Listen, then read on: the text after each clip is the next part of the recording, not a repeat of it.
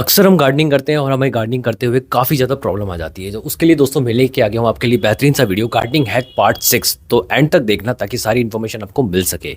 इस दुनिया में हम नहीं थे, उससे पहले से मछलियाँ हैं यहाँ पर। तो क्या हमें इंसानी फूड देना चाहिए?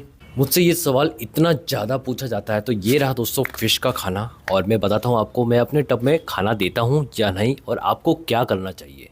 7 डेज पहले मैंने अपने लोटस टब को साफ करा था और उसमें मछलियाँ ऐड कर दी थी। यहाँ पर नियरली 7 दिन हो चुके हैं, मैंने एक भी बार ये वाला फूड नहीं दिया है और हमारी सारी मछलियाँ जिंदा है और हेल्दी है। आप देख सकते हैं किस तरह से मछलियाँ खाना खा रही है। यहाँ पर दोस्तों ये इसलिए पॉसिबल हो पा रहा है क्योंकि हमारा टब जो है वो सनलाइट में रखा हुआ है, धूप में रखा हुआ है। तो धूप से क्या होता है, एक नेचुरल एनवायरनमेंट इकोसिस्टम बन जाता है और टब के अंदर एल्गी ग्रो होने लग जाती है। आप चाहें तो कुछ दिनों तक ये डाल सकते हैं, बट इसका रिक्वायरमेंट नहीं होता है क्योंकि बहुत जल्दी एल्गी ग्रो होती है और सारी मछलियाँ एल्गी पर ही फीड करेगी। आपको एडिशनल खाना देने की ज़रूरत नहीं है। अगर आप ये एडिशनल खाना देते हैं तो इससे और ज़्यादा एल्गी ग्रो होती है और आपका पानी का कलर ख़राब हो जाता है। नेक्स्ट गार्डनिंग है कि दोस्तों एडेनियम प्लांट के ऊपर। यहाँ पर अगर आपने कई सालों तक एडेनियम प्लांट को रिपोर्ट नहीं करा है तो सही समय आ गया है, गर्मियों का मौसम। आप उसको अपने पॉट में से निकालिए। अगर आपको लगता है उसमें फंगस अटैक हो गया है तो उसको 10-15 दिन के लिए हैंग कर दीजिए, फंगस अटैक सॉल्व हो जाएगा। अगर आप फंगिसाइड यूज़ करना चाहते हैं तो डेफिनेटली यूज़ करिए, और 10-15 दिन हैंग करने के बाद उसको आप रिपोर्ट कर लीजिए। आप नोटिस करेंगे कि आपके एडेनियम प्लांट की ग्रोथ एकदम बूस्ट हो गई है और उसके अंदर न्यू न्यू लीफ के साथ बहुत सारे फ्लावर भी आने लग गए हैं। यहाँ पर दोस्तों आप चाहते हैं तो उसकी प्रूनिंग भी कर सकते हैं। अगर आपने रिपोर्ट करा हुआ है 1-2 साल के अंदर, तो आप उसकी प्रूनिंग कर दीजिए, उसकी शेप एंड साइज़ थोड़ा सा छोटा कर दीजिए उसको, ताकि वो और ज़्यादा घना हो जाए। और जैसे ही आप उसकी प्रूनिंग करेंगे तो न्यू ग्रोथ स्टार्ट हो जाएगी। न्यू ग्रोथ स्टार्ट होने के साथ साथ आपको बहुत ज़्यादा फ्लावरिंग भी मिलने वाली है। और जैसे ही आपको फ्लावरिंग मिलती है तो आप उसके ऊपर हैंड पॉलिनेशन करके उसके ऊपर बहुत सारे डिफरेंट डिफरेंट सीड्स भी ले सकते हैं। और अगर क्रॉस पॉलिनेट करते समय दूसरे अलग अलग एडिनियम को आप यूज़ करेंगे तो आपको मल्टीपल कलर के फ्लावर भी मिल सकते हैं, और आप उसके बाद अपने छोटे छोटे एडिनियम के बच्चे उगा दीजिए।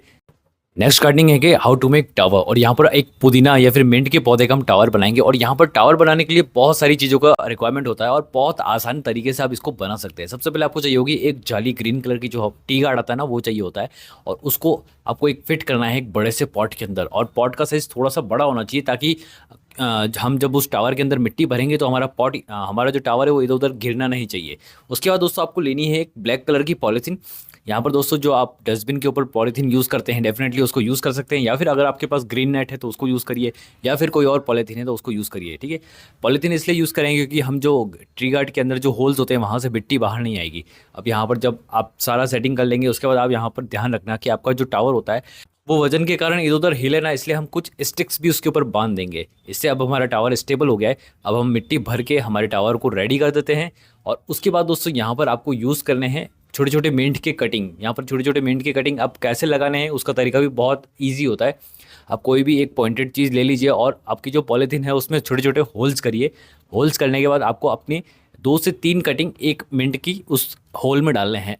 इससे प्रोबेबिलिटी बढ़ जाती है और हमारे पास मल्टीपल कटिंग्स ग्रो हो जाएगी मिंट की। और नियरली आपको 10 से 15 दिन लगेंगे पता चलने में कि आपकी मिंट की कटिंग ग्रो हो रही है या नहीं हो रही है। अगर कुछ समय बाद अगर ग्रो नहीं होती है तो आप उसमें एक फ्रेश कटिंग लाइए और उस होल में जो होल सूख चुका है वहाँ पर आप अपनी मिंट की कटिंग लगा देंगे, तो आपके पास बहुत सारा ऐसा मिंट का एक टावर बन जाएगा।